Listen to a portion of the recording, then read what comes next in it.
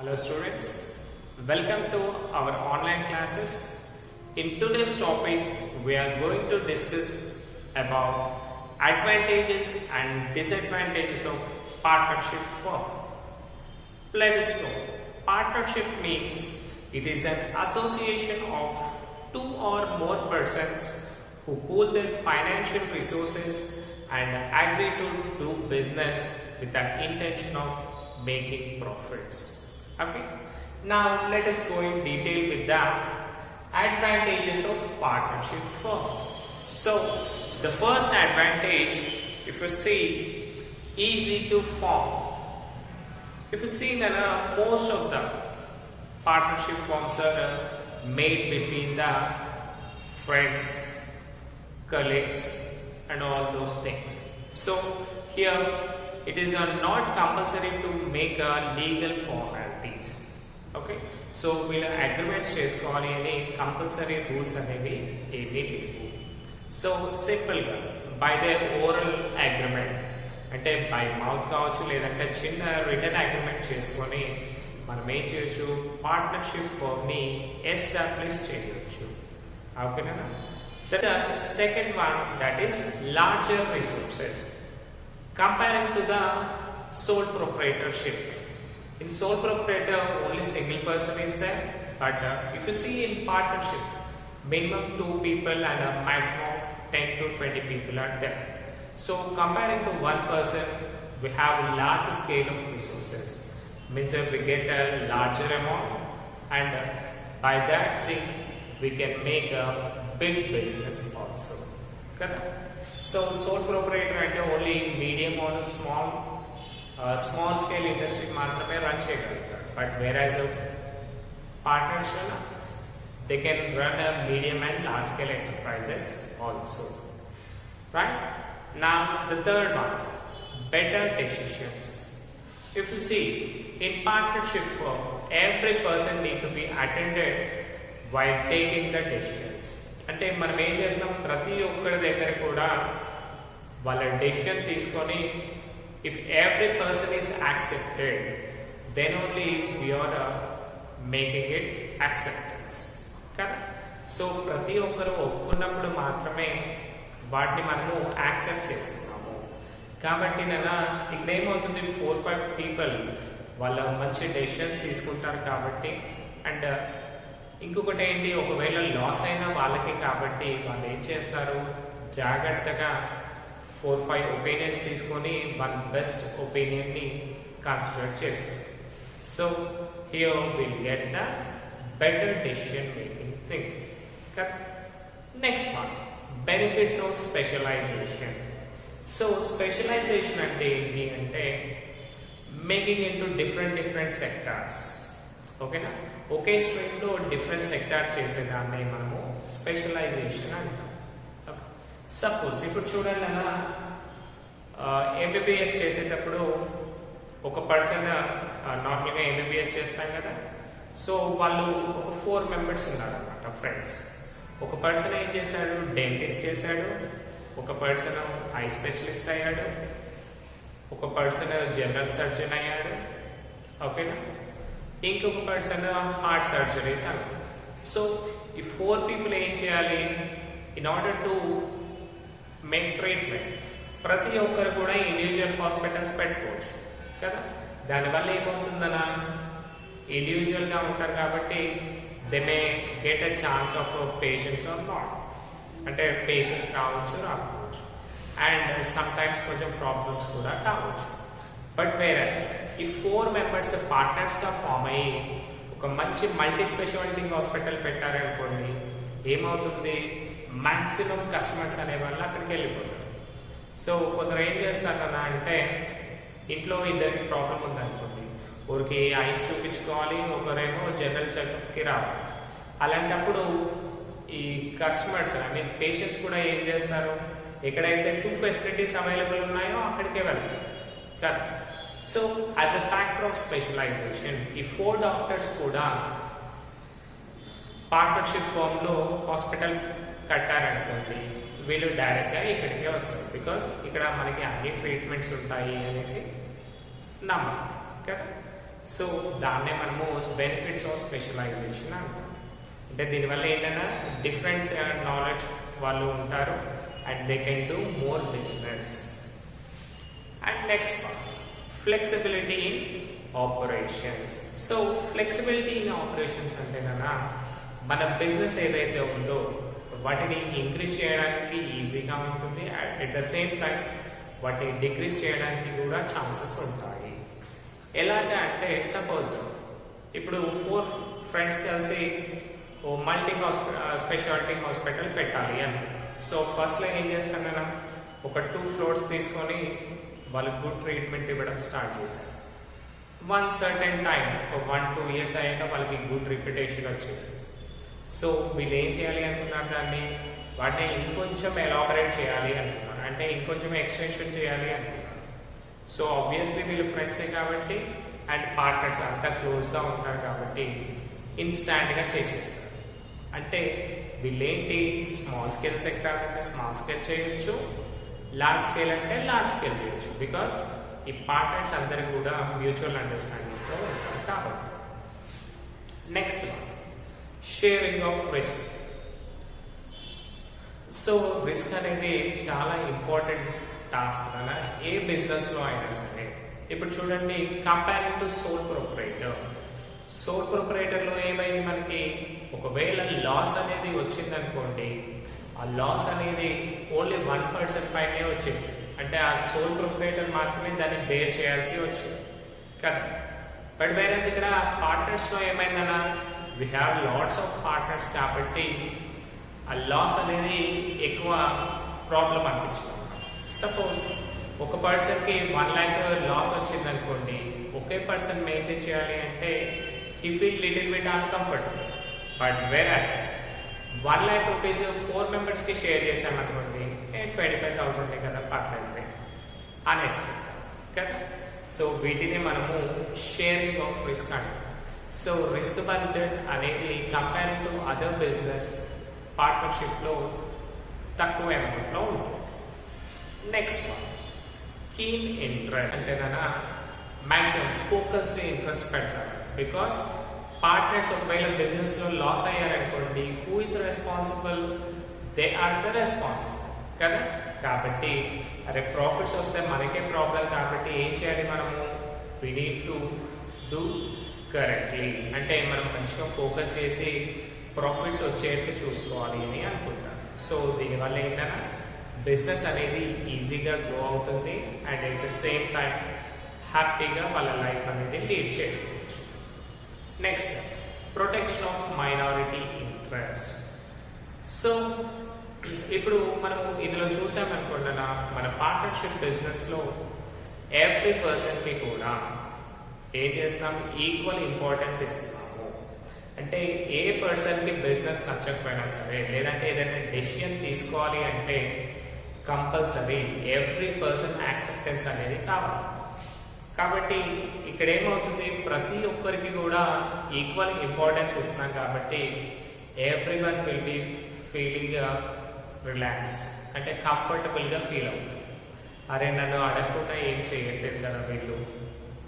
And ప్రతి ఒక్కరు decision తీసుకుంటున్నాం కాబట్టి ప్రతి ఒక్కరు కూడా అరే ఇది మన బిజినెస్ అనే థాట్లో ఉంటారు.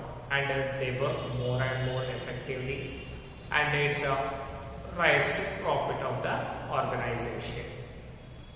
Next, secrecy. Secrecy అంటే ఏంటన్నా, జనరల్గా మనకి సీక్రెట్స్ ఆఫ్ ద బిజినెస్ చూసామనుకోండి, విత్ ఇన్ ద ఆర్గనైజేషన్ ఉంటాయి. అంటే ఆ పార్ట్నర్స్ మధ్యలో ఉంటాయి, బయటికి వెళ్ళే ఛాన్సెస్ లేవు కదా. సో సీక్రెట్స్ కూడా మంచిగా మెయింటైన్ చేస్తున్నాం కాబట్టి as you are maintaining secrets, our business automatically grows more. And last point ana, more credit worthiness. Credit worthiness అంటేనా, మనకి ఒకవేళ మనీ రిక్వైర్మెంట్ ఉందనుకోండి, పార్ట్నర్షిప్లో ఏంటి మనకి ఈజీగా మనీ అనేది వస్తుంది. బికాస్ పార్ట్నర్స్కి ఏదైనా మోస్ట్ ప్రాబ్లీ మ్యాక్సిమం పీపుల్కి కాంటాక్ట్స్ అనేవి ఉంటాయి కదా. The more contacts you have, the more credit facilities you can get కదా. ఒక పర్సన్కి ఇద్దరు తెలిసి ఉన్నా సరే, ఒక 10 members ఉన్నారు, 20 డిఫరెంట్ పీపుల్ ఉంటారు. 20 డిఫరెంట్ పీపుల్ నుంచి 20 డిఫరెంట్గా మనం మనీని తీసుకోవచ్చు. అంటే ఏంటి, ఒకవేళ మనం బిజినెస్ ఎక్స్పాన్షన్ చేయాలి అనుకోండి, క్రెడిట్ ప్రాబ్లం అనేది ఉండదు. అంటే మనీ అనేది మనం ఎక్కడి నుంచి అయినా కానీ అక్వైర్ చేసుకుంటాము. ఓకేనా? So these are the advantages of partnership. Now let us go with the disadvantages of partnership firm. So the first disadvantage in a partnership firm is unlimited liability. Unlimited liability, chudandana, this is the most drawback of every organization, because మనకేంటన్నా comparing to other joint stock company చూసామనుకోండి, అక్కడ ఏమవుతుంది, మన liability అనేది లిమిటెడ్గా ఉంటుంది. But where in partnership firm it will be unlimited. So ఈ unlimited liability వల్ల ఏమవుతుందన్న అంటే they may lose their personal assets also కదా. సో వాళ్ళ పర్సనల్ అసెట్స్ కూడా పోతున్నాయి కాబట్టి what happened, they may get huge losses and next business చేయడానికి కూడా వాళ్ళకి ఆపర్చునిటీస్ ఉండకపోవచ్చు. So this is one of the drawback of partnership firm. నా next one is instability. So if you see every partnership firm is uncertain because మనం ఏం చేయాలన్నా ప్రతి partner acceptance అనేది కావాలి. In case if any one person got insolvent, అంటే అతను business చేసే కెపాసిటీ లేకపోవచ్చు, లేదు అంటే even death of the partner, incapacity or retirement of the partner, అంటే by any reason if any one partner is discontinuing the business, what we need to do according to the agreement, we need to cancel the partnership firm. అంటే ఆ partnership firm మొత్తం కూడా dissolution చేయాల్సి వస్తుంది. So దీనివల్ల ఏంటంటే మనము పార్ట్నర్షిప్ని సక్సెస్ఫుల్గా రన్ చేయలేము కదా. ఇక్కడ చూడండి, మంచి పీక్ స్టేజ్లో ఉంది, మంచి ప్రాఫిట్స్ ఆఫ్ ద ఆర్గనైజేషన్ బాగుంది. బట్ ఒక పార్ట్నర్ ఏం చేశాడు, మనకి అవసరం లేదు ఈ బిజినెస్ అని వద్దు అనుకున్నాడు అనుకోండి, అప్పుడు ఏం చేయాలి, కంపల్సరీ ఆ బిజినెస్ని క్లోజ్ చేయాలి. సో దీనివల్ల ఏంటన్నా ఆ పర్సన్ వెళ్ళిపోయే పర్సన్కే కాకుండా ఎవరైతే అందులో ఇన్వెస్ట్ చేశారో వాళ్ళందరికీ కూడా లాసెస్ అనేవి వస్తాయి కదా. So this is also one of the disadvantage. Next one, limited capital.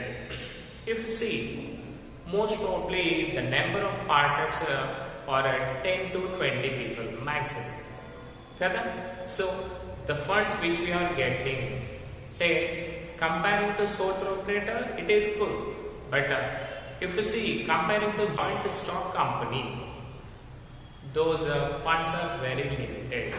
So manaki endana most probably takkuva limited money unnai kabatti we cannot grow our business more, అంటే మోర్ బిగ్గర్గా మనము చేయలేము. So this is also one of the disadvantages of joint partnership firm. Next one, burden on employed authority. So already we know employed authority means ఎవరైతే ఫస్ట్లో ఉండి work చేస్తున్నారో వాళ్ళని మనము ఎంప్లాయిడ్ అథారిటీ అని పిలుస్తాం. అంటే total management of the business ఒక పర్సన్ చేస్తాడు కదా. So if he is doing good, it is a very very fine. But ఒకవేళ ఆ ఎంప్లాయిడ్ అథారిటీ ఎవరికైతే ఇచ్చామో అతను డిసానెస్ట్ పర్సన్ అయ్యి ఉన్నాడు అనుకోండి, what happen, definitely the business gets collapse. అంటే ఇక్కడ చూడండి, నమ్మకం లేని పర్సన్ కానివ్వండి, లేదంటే అతను ఏం చేస్తున్నాడు, మన బిజినెస్లో జరిగేటివన్నీ కూడా వేరే బిజినెస్లోకి ట్రాన్స్ఫర్ చేసి రాంగ్ ఇన్ఫర్మేషన్ ఇచ్చాడు అనుకోండి, అప్పుడు మన బిజినెస్ ఉంటుందా, లేదు. So it goes to the closure కదా, క్లోజ్ చేయాల్సిన అవసరం ఉంటుంది. సో ఇక్కడ ఏమవుతుందనే ఎంప్లాయిడ్ అథారిటీ కూడా పర్ఫెక్ట్ పర్సన్ అయ్యి ఉండాలి. Next, non transferability of shares. మనం ఏదైతే డబ్బులు ఇన్వెస్ట్ చేస్తున్నామో those money cannot be transferred to other person. So this is also one of the disadvantage. ఇక్కడ ఏమవుతుంది, బిజినెస్ సక్సెస్ఫుల్ గా రన్ అవుతుంది, ఓకేనా, every partner is happy. But అక్కడ ఏమైంది, ఒక పార్ట్నర్ ఎక్స్పైర్ అయ్యాడు. యాక్చువల్గా ఏం చేయాలన్నా వాళ్ళ ప్లేస్లో వాళ్ళ ఫ్యామిలీ మెంబర్ ఎవరినైనా జాయిన్ చేసుకుంటే బాగుంటుంది. బట్ ఇక్కడ ఏంటి, అలాంటి ఛాన్సెస్ అనేవి ఉండవు అన్నమాట. So according to the agreement what they need to do, they need to close the firm and divide all their profits కదా. సో ఇక్కడ ట్రాన్స్ఫరబిలిటీ ఆఫ్ షేర్స్ లేదు కాబట్టి we cannot find a stability in the partnership firm. Next point ana possibility of conflicts. So ఇక్కడ possibility of conflicts లో చూసుకున్నాం అనుకున్నానా, maximum ఏమవుతుంది, ప్రతి person కి కూడా మనము ఈక్వల్ ఆపర్చునిటీస్ ఇచ్చాము. అంటే ఎవ్రీ పర్సన్ కి కూడా రైట్స్ ఉన్నాయి. ఏం రైట్స్, ఎవ్రీ పర్సన్ యాక్సెప్ట్ చేస్తేనే ఆ డెసిషన్ అనేది ఫార్వర్డ్ గా వెళ్తుంది, లేదు అంటే వెళ్ళదు. సో ఇక్కడ 5 పార్ట్నర్స్ ఉన్నారు కదా, 4 పార్ట్నర్స్ ఏం చేశారు, వాళ్ళందరూ కూడా యాక్సెప్ట్ చేశారు. బట్ అందులో సింగిల్ పార్ట్నర్ ఏం చేశాడు అంటే I'm not ready with this decision అని చెప్పాడు. సో దీనివల్ల ఏమవుతుందన్నా గొడవలు వచ్చే ఛాన్సెస్ ఉంటాయి.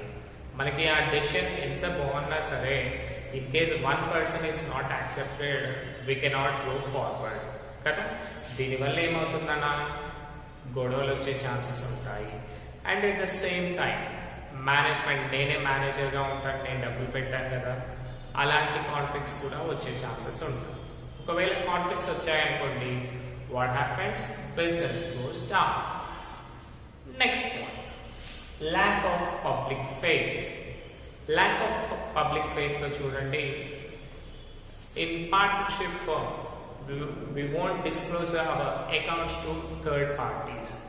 ఓకేనా, మన బిజినెస్ లో ఉండే ప్రతి ఒక్కటి కూడా మనం సీక్రెట్ గా మెయింటైన్ చేస్తాము. అంటే ప్రతి ఒక్కరికి చూపించాల్సిన అవసరం లేదు కదా. దీనివల్ల ఏమవుతుంది అంటే పబ్లిక్, అరే వీళ్ళకు ఆర్గనైజేషన్ ప్రాఫిట్ లో ఉందా లాస్ లో ఉందా కదా. సో ప్రాఫిట్ లో ఉందా లాస్ లో ఉందా మనకి తెలియదు. So how we can trust, వీళ్ళు ఎప్పుడు కూడా మనకి అకౌంట్స్ డిస్క్లోజ్ చేయరు. సో మనం ఇందులో మనం ఎలా ఇన్వెస్ట్ చేయాలి అనే థాట్స్లో ఉంటారు అనమాట. సో దీనివల్ల ఏమవుతుందన్నా మనకి ఇన్వెస్టర్స్ అనేవాళ్ళు తక్కువ అయ్యే ఛాన్సెస్ ఉంటుంది. సో వాటినే మనము ల్యాక్ ఆఫ్ పబ్లిక్ ఫెయిత్ అని. నెక్స్ట్ లాస్ట్ వన్ అన్నా delay in decision making. So ఇందులో కనుక చూసుకుంటే డిలే ఇన్ డెసిషన్ లో most probably every person need to attend and ప్రతి ఒక్కరు కూడా యాక్సెప్ట్ చేయాలి. సో యాక్సెప్ట్ చేయాలి అంటే ఏంటంటే ప్రతి ఒక్కరు కూడా దాన్ని అండర్స్టాండ్ చేసుకోవాలి ఫస్ట్ థింగ్. అండ్ ఇంకొకటి ఏంటి, వీళ్ళు ప్రతి ఒక్కరు కూడా కోఆర్డినేట్ అయ్యి మీటింగ్ కండక్ట్ చేసి వాటన్నిటిని చేసేలోపు గుడ్ టైం అనేది వెళ్ళిపోయే ఛాన్సెస్ ఉంటుంది కదా. కొన్ని డెసిషన్స్ ఎలా ఉంటాయి, ఇన్స్టాంట్ గా తీసుకుంటేనే కంపెనీకి ప్రాఫిట్స్ వచ్చేటివి ఉంటాయి. బట్ ఇక్కడ ఏమవుతుందన్నా వీళ్ళంతా గ్యాదర్ అవ్వడానికి మనకు టైం పడుతుంది, మళ్ళీ దాన్ని ఎగ్జిక్యూట్ చేయడానికి ఇంకొంచెం టైం. సో దీనివల్ల ఏమవుతుంది, the company may lose profit zone కదా, ప్రాఫిట్స్ కోల్పోయే ఛాన్సెస్ కూడా ఉంటుంది. So these are some of the examples.